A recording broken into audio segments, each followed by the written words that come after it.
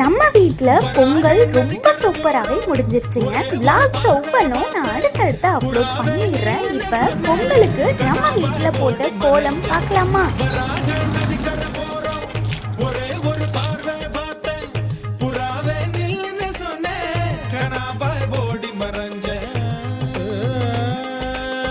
கண்ணில் வரும் காட்சியெல்லாம் கண்மணிய உருத்தும், காணாத உருவம் கண்ணுக்குள்ளே